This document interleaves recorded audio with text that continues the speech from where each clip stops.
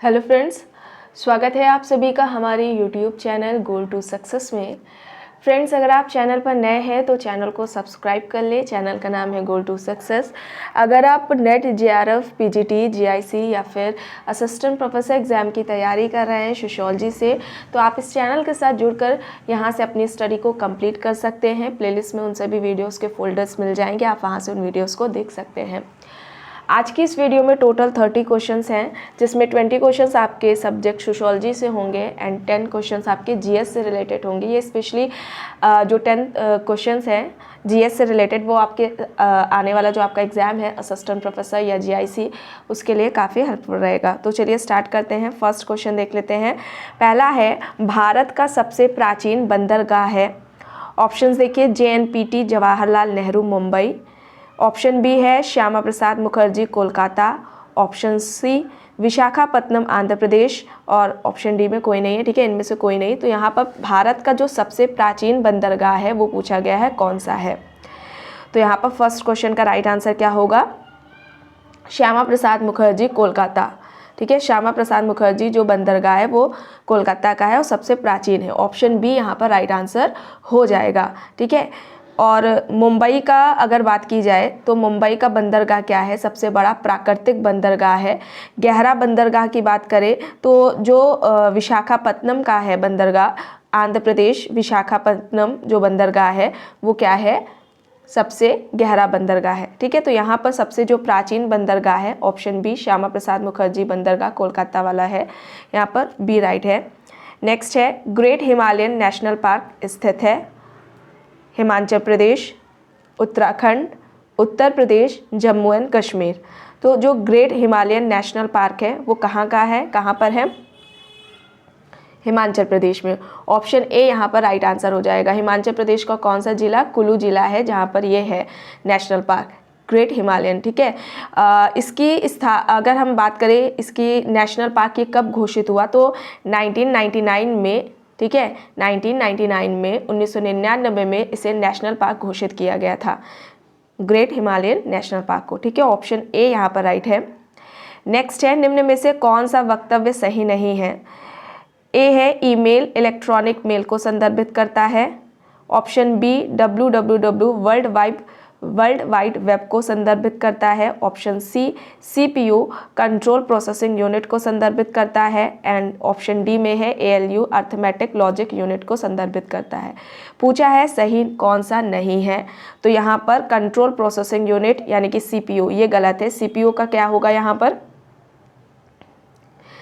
Central processing unit हो जाएगा। ठीक है, यहाँ पर ये गलत है। ऑप्शन सी यहाँ पर राइट है। नेक्स्ट है, केंद्रीय औषधि अनुसंधान संस्थान कहाँ पर स्थित है? तो केंद्रीय औषधि अनुसंधान संस्थान कहाँ पर है? लखनऊ में है। फोर्थ का राइट आंसर क्या हो जाएगा? ऑप्शन सी हो जाएगा।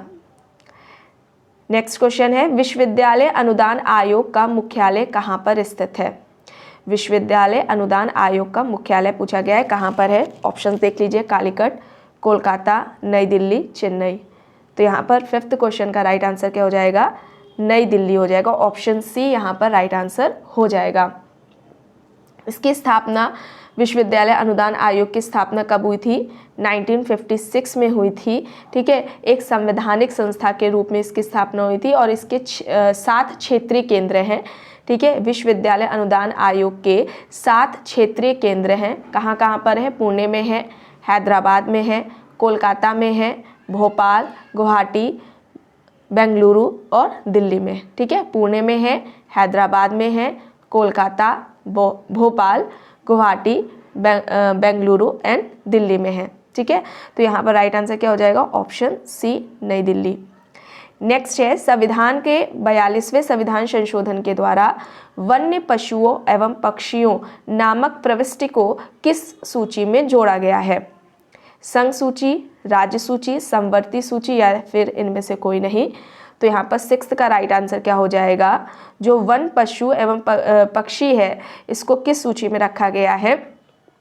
समवर्ती सूची में रखा गया है संविधान का 42वां जो संविधान संशोधन था उसके द्वारा।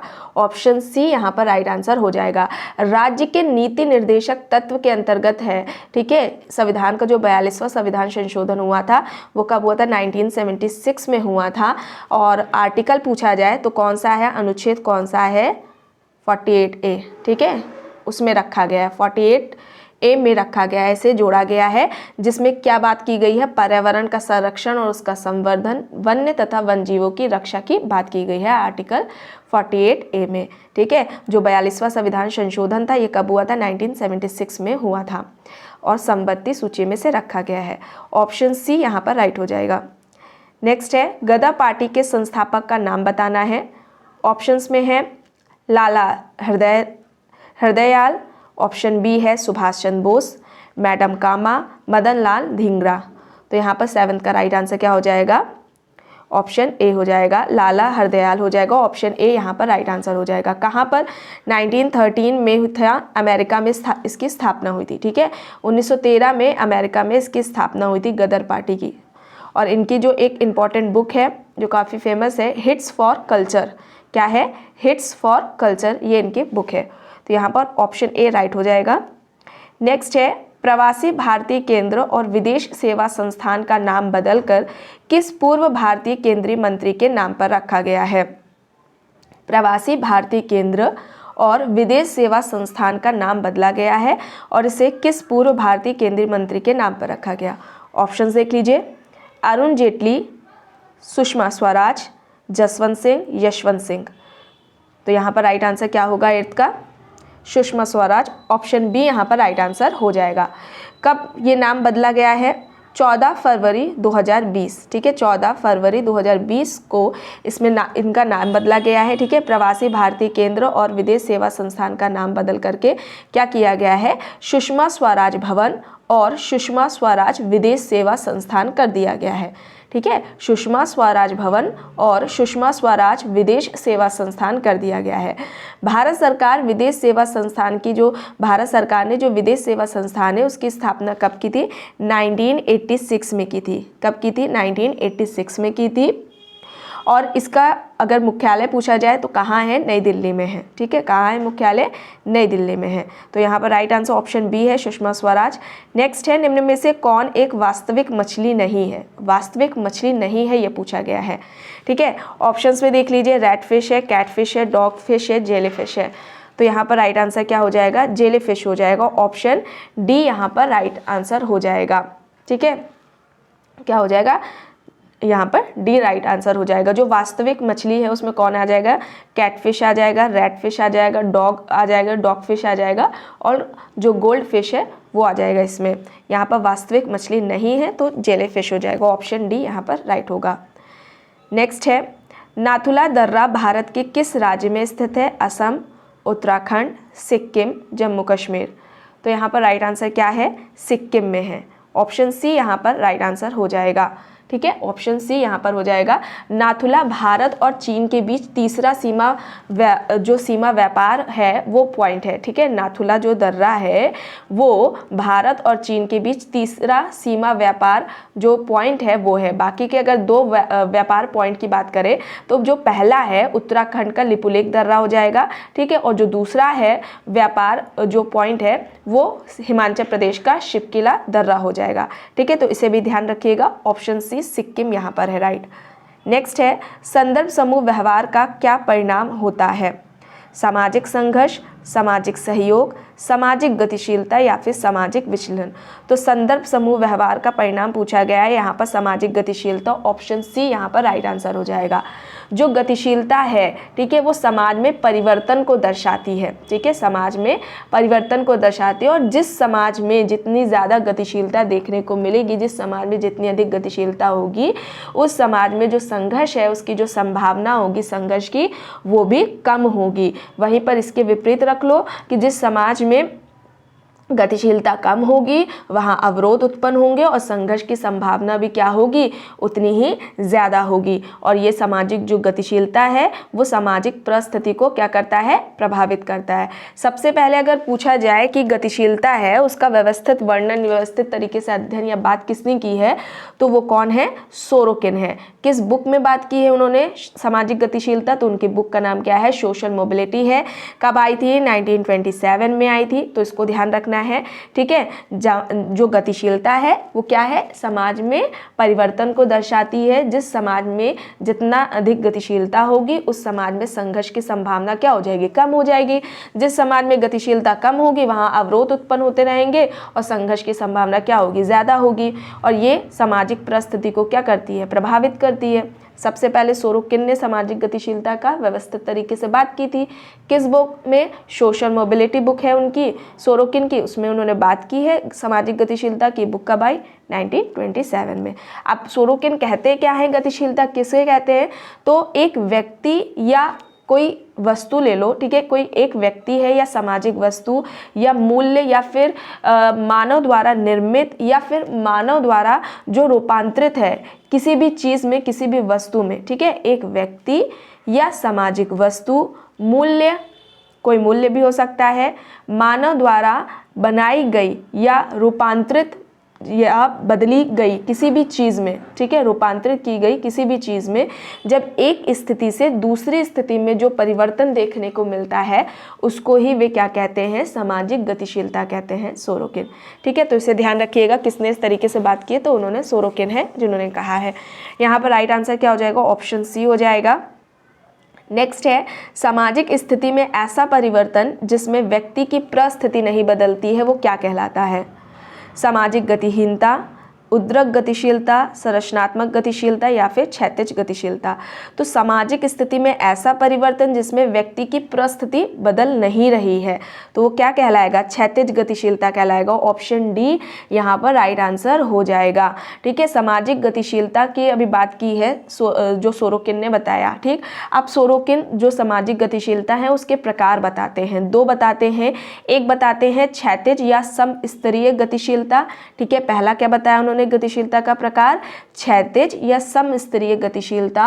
और जो दूसरा प्रकार बताते हैं वे उद्रक या रैखिक गतिशीलता बताते हैं। दूसरा क्या बताते हैं, उद्रक या रैखिक गतिशीलता। इसके भी दो प्रकार बताते हैं, ऊर्ध्वगामी गतिशीलता और अधोगामी गतिशीलता। अब यहाँ पर क्षैतिज गतिशीलता की बात हो रही है तो ये क्या होता है उसे भी देख लीजिए। व्यक्ति या समूह क्या करता है, जो उसका पद है, ठीक है, उसी स्तर या पद पर है, परिवर्तन जो हो रहा है वो एक स्थान से दूसरे स्थान का हो रहा है। ठीक है, पोजीशन, स्टेटस व्यक्ति का वही है लेकिन परिवर्तन क्या है, स्थान का हो रहा है। जैसे कि मान लो श्रमिक को ले लो, ठीक है, एक कारखाने में काम कर रहा है, उसको छोड़ करके वो दूसरे कारखाने मिल में काम कर रहा है, तो ये क्षैतिज गतिशीलता को दर्शाएगा। ठीक है, तो ऑप्शन डी यहाँ पर राइट होगा।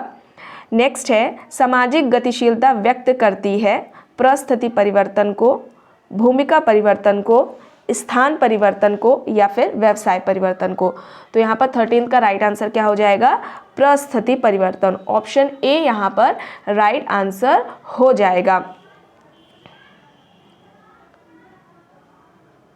ठीक है, और यहाँ पर अगर हम परिस्थिति परिवर्तन की बात करें तो यहाँ पर इसमें हम किसको रखेंगे। ठीक है, पहले वाला जो रखा गया था जो क्षैतिज या समस्तरीय गतिशीलता थी उसमें क्या था, पद वही है, परिस्थिति वही है, स्थान में परिवर्तन हो रहा है।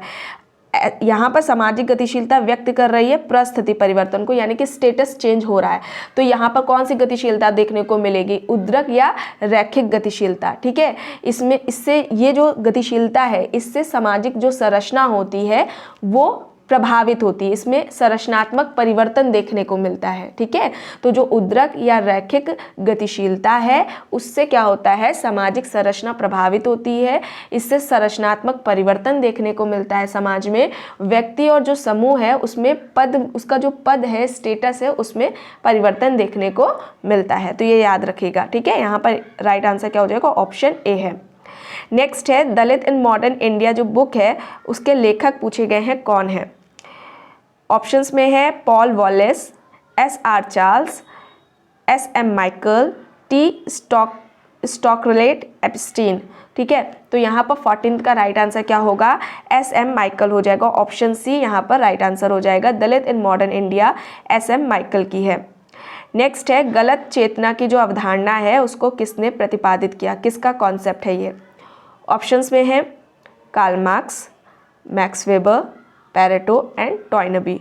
तो यहाँ पर 15th का राइट आंसर क्या हो जाएगा, गलत चेतना या मिथ्या चेतना। ठीक है, ऐसे भी पूछ सकते हैं। तो कार्ल मार्क्स का कॉन्सेप्ट है। ऑप्शन ए यहाँ पर राइट आंसर हो जाएगा। अब ये क्या है, जब कोई वर्ग या समूह अपनी वास्तविक परिस्थिति को, ठीक है, कोई व्यक्ति है, कोई समूह है या कोई क्लास है, ठीक है, वर्ग है, वो अपनी वास्तविक परिस्थिति को नहीं जानता है और अपने वर्ग या परिस्थिति के बारे में कोई गलत धारणा बना लेता है। ठीक है, अपनी जो उसकी वास्तविक परिस्थिति है उसको नहीं जान रहा है, बल्कि उसके बारे में जो है गलत धारणा बना ले रहा है, तो उसको मिथ्या चेतना कहते हैं। जैसे कि पत्नी का अभी एक एग्जाम्पल है। ठीक है, पत्नी का परिवार में खुद को मालकिन समझना। लेकिन मार्क्स के परिप्रेक्ष्य में देखें तो मार्क्स क्या कहते हैं, पत्नी पति की क्या है, श्रमिक है। ठीक है, यहाँ मैंने नहीं कहा है। ठीक है, मार्क्स का कहना है कि जो पत्नी है वो क्या है, पति की श्रमिक है। ठीक है, तो एक गलत धारणा है कि पत्नी खुद को घर का मालकिन समझ रही है, ऐसा नहीं है। मार्क्स के परिप्रेक्ष्य में देखें तो ये क्या है, पत्नी जो है पति के लिए क्या है, श्रमिक है। ठीक है, तो यहाँ पर राइट आंसर क्या हो जाएगा, कार्ल मार्क्स का जो मिथ्या चेतना है वो कॉन्सेप्ट है इनका। ऑप्शन ए यहाँ पर राइट है।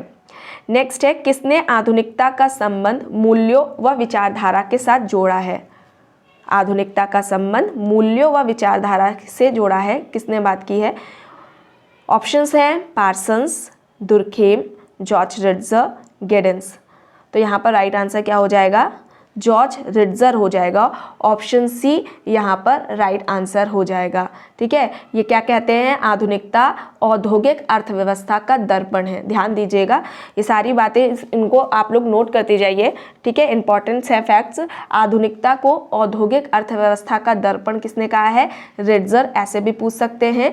ठीक है, और ये कहते हैं जब ये जो आधुनिकता है जब ज़्यादा विकसित हो जाए, अत्यधिक विकसित हो जाए, तब यही आधुनिकता उत्तर आधुनिकता में बदल जाती है। यही आधुनिकता उत्तर आधुनिकता कहलाती है। ठीक है, तो यहाँ पर right answer George Ritzer, option C है। नेक्स्ट है जिस समाज में स्त्रीकरण जितना अधिक जटिल रूप में होगा वह समाज उतना ही अधिक आधुनिक माना जाएगा। यह तर्क है। ऑप्शंस है पार्सन्स, स्पेंसर, दुर्खीम, डार्विन। तो यहाँ पर 17th का राइट आंसर क्या हो जाएगा, जिस समाज में स्त्रीकरण जितना अधिक जटिल रूप में होगा वह समाज उतना ही अधिक आधुनिक माना जाएगा। कहना दुर्खीम का है। ऑप्शन सी यहाँ पर राइट आंसर हो जाएगा। आधुनिक समाज में ये सावयवी सुंदरता की बात करते हैं। ठीक है, और क्या कहते हैं, आधुनिकता बढ़ता हुआ स्त्रीकरण है। ऐसे भी पूछ सकते हैं किसने कहा है कि आधुनिकता बढ़ता हुआ स्त्रीकरण है, तो वो दुर्खेम का कहना है। इनकी कुछ इंपॉर्टेंट बुक्स हैं, the division of labour in society. ठीक है, the division of labour in society, society, the rules of sociological method. ठीक है, थर्ड क्या है, the rules of sociological method. Fourth क्या है, the elementary forms of religious life. ठीक है, the elementary forms of religious life. ये कुछ इंपॉर्टेंट बुक्स थे दुर्खेम के बारे में। तो यहाँ पर राइट आंसर ऑप्शन सी है। नेक्स्ट है किसने भारतीय समाज के 4 लक्षण बताए हैं, सोपानिकता, एकीकृतता, निरंतरता, अनुभावितता। ऑप्शंस देख लीजिए किसने बताए हैं भारतीय समाज के ये 4 लक्षण। दीपांकर गुप्ता है ऑप्शंस में, एंथोनी कॉटर है, योगेंद्र सिंह है एंड एंथोनी गिडेंस है। तो यहाँ पर 18th का राइट आंसर क्या हो जाएगा, योगेंद्र सिंह। योगेंद्र सिंह ने भारतीय समाज के 4 लक्षण बताए, सोपानिकता, एकीकृतता, निरंतरता और अनुभावितता। ठीक है, तो ये योगेंद्र सिंह है। और ये क्या कहते हैं, आधुनिकता को क्या बताते हैं कि आधुनिकता मूल्यों की गठरी है। देखिए इंपॉर्टेंट है, एग्जाम में आपके पूछा जाता है, आधुनिकता को मूल्यों की गठरी किसने बताया है, योगेंद्र सिंह ने कहा है। और ये आधुनिकता, ठीक, जो मूल्यों की गठरी है, ये व्यक्ति के व्यवहार, मानवीय व्यवहार को निर्धारित करती है। और इस आधुनिकता का सामना क्या होता है, परंपरा के साथ होता है।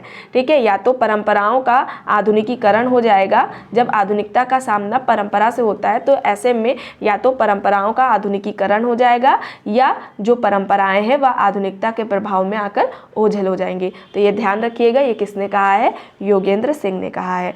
ऑप्शन सी यहाँ पर राइट होगा। नेक्स्ट है, योग्यता एवं पुरस्कार पर आधारित सामाजिक स्थिरीकरण के समाकलनात्मक प्रकार पर कौन सिद्धांत बल देता है। योग्यता एवं पुरस्कार पर आधारित सामाजिक स्थिरीकरण के समाकलनात्मक प्रकार पर कौन सिद्धांत जोर देता है, बल देता है। ऑप्शंस में है मार्क्सवादी सिद्धांत, सांस्कृतिक सिद्धांत, प्रकार्यात्मक सिद्धांत और मध्य सीमा का सिद्धांत। तो यहाँ पर राइट आंसर क्या हो जाएगा, प्रकार्यात्मक सिद्धांत हो जाएगा। ऑप्शन सी यहाँ पर राइट आंसर हो जाएगा। डेविस एंड मूर ने स्थिरीकरण का प्रकार्यात्मक सिद्धांत दिया था। ठीक है, उसमें बात की गई थी, और क्या था, कौन सी बुक में था, सम प्रिंसिपल्स ऑफ स्ट्रैटिफिकेशन में, सम प्रिंसिपल्स ऑफ स्ट्रैटिफिकेशन में थी, बात की थी इन्होंने। ऑप्शन सी यहाँ पर राइट है। नेक्स्ट क्वेश्चन है, सामाजिक स्थिरीकरण उस प्रक्रिया का नाम है जिसके द्वारा, अब ऑप्शंस देखिए, समाज में भूमिकाओं का वितरण व्यक्तियों से होता है, लिंग के आधार पर समाज का वर्गीकरण होता है, समाज के भीतर विभिन्न समूहों का एकीकरण होता है, व्यक्तियों को परिस्थिति सोपान क्रम के आधार पर रखा जाता है। तो यहाँ पर राइट आंसर क्या होगा, ऑप्शन डी, व्यक्तियों को परिस्थिति सोपान क्रम के आधार पर रखा जाता है। यहाँ पर ऑप्शन डी राइट आंसर है। स्थिरीकरण है क्या, तो समाज में समूह व सदस्यों को विभिन्न स्तरों, हम बोल सकते हैं कि समाज में समूह व जो सदस्य हैं, व्यक्ति हैं, उनका विभिन्न स्तरों में विभाजन है। और ये जो विभाजन है उसका आधार क्या हो सकता है, धन, जन्म, आयु, वर्ग, आय, जाति, ये सभी आधार हो सकते हैं स्थिरीकरण के। इसमें जो सभी जो समूह हैं उनमें श्रेष्ठता और हीनता की भावना भी पाई जाती है। और स्थिरीकरण क्या है, सार्वभौमिक प्रक्रिया है, हर समाज में देखने को मिलता है। और जैसे कि सोरोकिन ने कहा था, अगर हम स्तर विहीन समाज की कल्पना करते हैं कि ऐसा समाज जहाँ पर जो है स्त्रीकरण ना देखने को मिले, ठीक है, वहाँ स्त्रीकरण ना हो, तो ये सिर्फ कल्पना मात्र है। वास्तविकता में ऐसा कोई भी समाज नहीं है जहाँ पर जो है स्त्रीकरण ना पाया जाता हो। ठीक है, तो ये कहना किसका है, सोरोकिन का है। यहाँ पर राइट आंसर ऑप्शन डी है। नेक्स्ट है, मानव जाति के जिन आधारभूत विभाजनों में अन्य समूहों से अलग करने वाली सुविकसित एवं प्रथमता वंशागत शारीरिक विभिन्नताएं पाई जाती हैं, उन्हें कहते हैं, ऑप्शंस देखिए, नस्ल, जनजाति, प्रजाति या फिर मूल्यवंश। तो यहाँ पर क्या होगा राइट आंसर, प्रजाति होगा। ऑप्शन सी यहाँ पर राइट आंसर हो जाएगा। नेक्स्ट है, सामाजिक स्थिरीकरण के प्रतिमानों के रूप में परिस्थिति समूहों एवं सामाजिक वर्गों में किसने अंतर प्रस्तुत किया है। ऑप्शंस है Karl Marx, Max Weber, T B. Bottomore, T H. Marshall. तो यहाँ पर राइट आंसर क्या होगा, मैक्स वेबर होगा। ऑप्शन बी यहाँ पर राइट आंसर हो जाएगा। वेबर ने सामाजिक स्थिरीकरण का जो सिद्धांत दिया था वो उनका क्या कहलाता है, त्रिआयामी मॉडल कहलाता है। ऐसे भी एग्जाम में पूछा जाता है कि सामाजिक स्थिरीकरण का त्रिआयामी जो मॉडल है वो किसने दिया है, तो मैक्स वेबर है। 3 पक्ष हैं, कौन है, 3 पक्षों के बारे में बात की है। उसमें पहला वर्ग है, दूसरा क्या है, प्रतिष्ठा की बात की है, और तीसरा दल यानी कि पार्टी। ठीक है, और ये तीनों ही क्या हैं, अलग अलग हैं। ठीक है, और जो वर्ग है वो क्या कहते हैं वेबर कि वर्ग प्रतिष्ठा और शक्ति को निर्धारित नहीं करते हैं। ठीक है, जो वर्ग है वो प्रतिष्ठा और शक्ति को निर्धारित नहीं करते हैं, बल्कि ये जो वर्ग है प्रतिष्ठा और शक्ति को प्रभावित कर सकते हैं, लेकिन निर्धारित नहीं करते हैं। वहीं पर मार्क्स क्या कहते हैं कि वर्ग से ही क्या है, जो प्रतिष्ठा है और शक्ति है वो जो है प्राप्त होती है। ठीक है, इसके अपोजिट वेबर ने कहा है। मार्क्स क्या कह रहे हैं कि जो वर्ग है उससे ही प्रतिष्ठा भी मिल रही है, शक्ति भी मिल रही है, लेकिन वेबर क्या कह रहे हैं, ये तीनों ही अलग है। वर्ग, प्रतिष्ठा, दल अलग है। वर्ग प्रतिष्ठा व शक्ति को निर्धारित नहीं कर रहा है, लेकिन हाँ प्रभावित जरूर कर सकता है। ठीक है, तो ये वेबर का कहना है। यहाँ पर राइट आंसर ऑप्शन बी है। नेक्स्ट है, निम्न में से किसका कहना है कि जाति एक संगठित वोट बैंक बन गई है। जाति एक संगठित वोट बैंक बन गई है, किसका कहना है। ऑप्शंस में है S C. Dube, Andre Beteille, GS Ghurye, MN Srinivas. तो यहाँ पर राइट आंसर क्या है, जाति एक संगठित वोट बैंक बन गई है, MN श्रीनिवास का कहना है। ऑप्शन डी यहाँ पर राइट आंसर हो जाएगा। संस्कृतिकरण, प्रभु जाति, धर्मनिरपेक्षीकरण, ये सारे इनके इंपॉर्टेंट कॉन्सेप्ट्स हैं। इनके अलग अलग वीडियोस आपको प्लेलिस्ट में मिल जाएंगे, आप वहाँ से देख लीजिए जिन्होंने भी वीडियो नहीं देखी है। तो यहाँ पर ऑप्शन डी हो जाएगा राइट आंसर।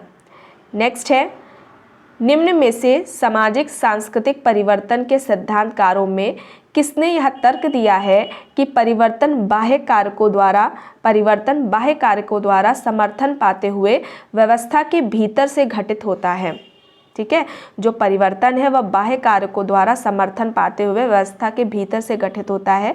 ऑप्शंस है Pareto, Spengler, Toynbee, PA Sorokin. तो यहाँ पर 24th का राइट आंसर क्या हो जाएगा, टॉयनबी हो जाएगा। ऑप्शन सी यहाँ पर राइट आंसर हो जाएगा। इनकी बुक क्या है, द स्टडी ऑफ हिस्ट्री है।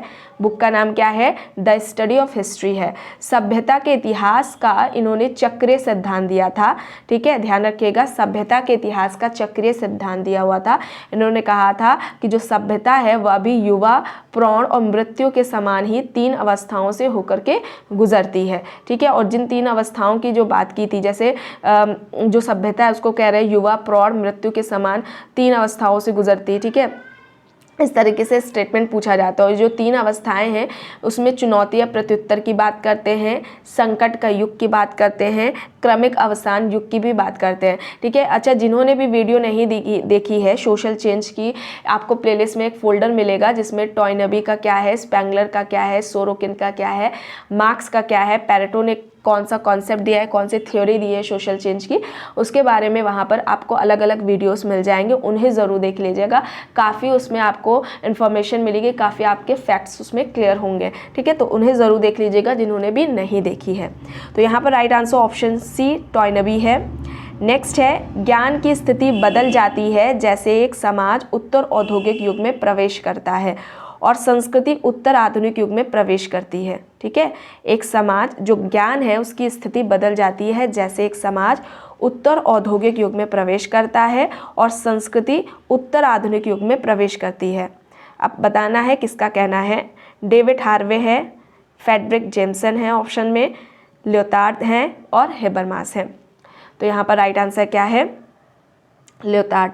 ऑप्शन सी यहाँ पर राइट आंसर है। नेक्स्ट है, समकालीन समाजशास्त्रियों में कौन आधुनिक सामाजिक परिवर्तनों के प्रसंग में अति यथार्थता और मृत्यु संस्कृति की बात करता है। ठीक है, इनमें से कौन आधुनिक सामाजिक परिवर्तनों के प्रसंग में अति यथार्थता और मृत्यु संस्कृति की बात करते हैं। ऑप्शंस देख लीजिए, F जेम्सन है, बोडिलार्ड हैं, डेविड हार्वे हैं और यूबेक हैं। तो यहाँ पर राइट आंसर क्या है, बोडिलार्ड। ऑप्शन बी यहाँ पर राइट आंसर है।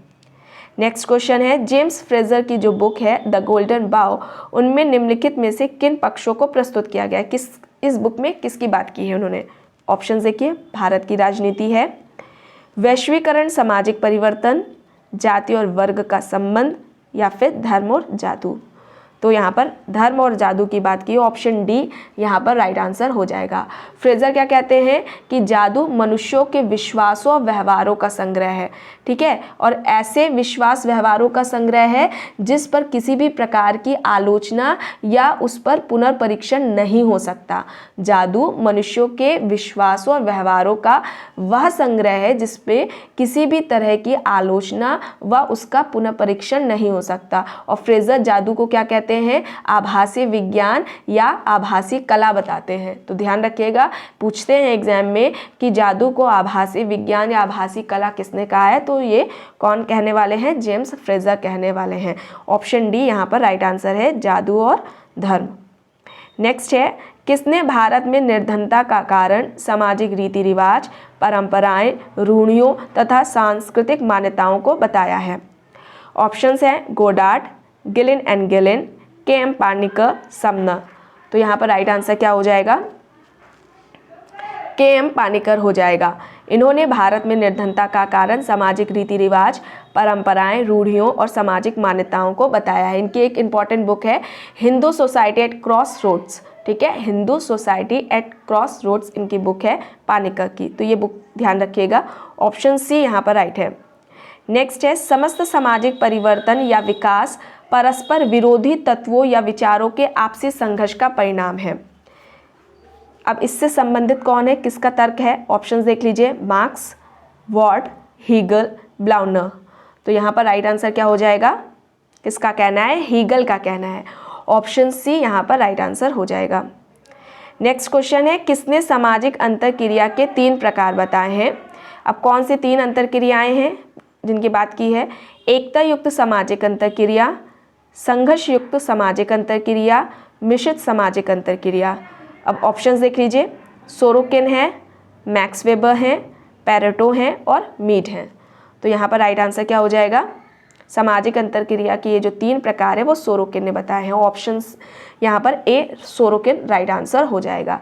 इनके कुछ इंपॉर्टेंट बुक्स देख लीजिए, क्राइम एंड पनिशमेंट, पहली क्या है? Crime and punishment. सेकंड है एलिमेंट्स ऑफ सोशियोलॉजी, ठीक है, सेकंड क्या है? Elements of sociology. थर्ड है the sociology of revolution, the sociology of revolution. Fourth क्या है? सोशल मोबिलिटी, फोर्थ क्या है? Social mobility. And last important book है social and a culture dynamics, social and a culture dynamics. ये काफ़ी आपके exam में पूछी भी जा चुकी है। तो फ्रेंड्स, आज की वीडियो में बस इतना ही। आई होप ये आपको वीडियो पसंद आई होगी। अगर पसंद आई है तो प्लीज़ लाइक करिएगा, कमेंट करके ज़रूर बताइएगा। चैनल पर अगर आप नए हैं तो चैनल को भी ज़रूर सब्सक्राइब कर लीजिएगा। एंड हाँ, इस वीडियो को जितना हो सके ज़्यादा से ज़्यादा लोगों के साथ शेयर भी ज़रूर कर दीजिएगा। Thank you.